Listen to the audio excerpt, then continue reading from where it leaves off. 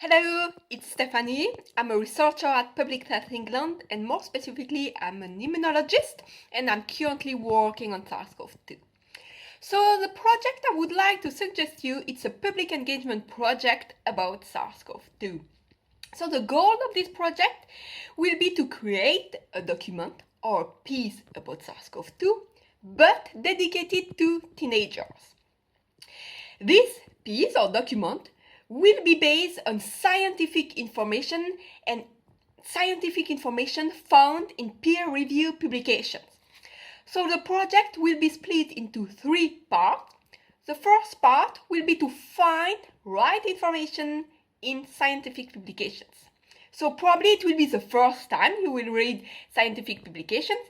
So of course I will provide guidance to you. Probably at the beginning, I will give you a short talk about recent findings about SARS-CoV-2 and also about the scientific process and the structure of publications. And probably at the beginning, I will give you just some references of publications, but based on that, from these references, you should be able to find additional publications. So the first part is to find information in publications.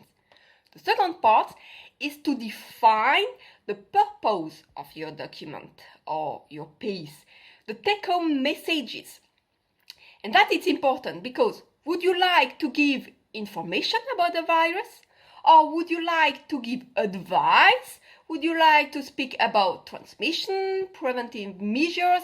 It's up to you, but it's important to define this point. The third part will be to create the document or the piece. So again, here it will be important to decide which type of piece, which type of document you would like to create. A video, a picture, a cartoon, it's up to you. And feel free to include some artistic aspects.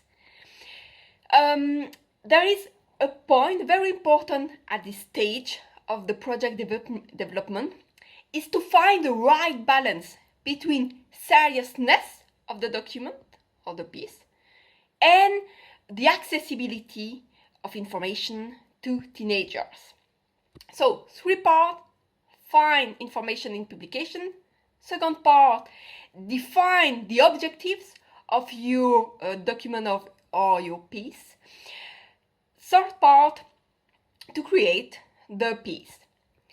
Of course, for the development of this project, I will provide you guidance at each step of the project development. For this project, I think the best would be to have 3-4 students and a team maybe composed of students with various interests and skills, because probably it's essential to have some skill in science, of course, but also informatics, maybe art as well. So I think the best would be to have a team with different skills. But of course, all students will be involved at each step of the project development. You can find in the document some links.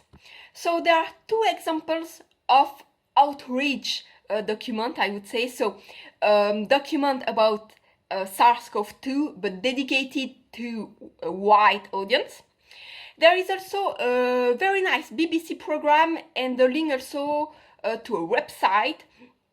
And these links are very nice because they are dedicated to a wide audience.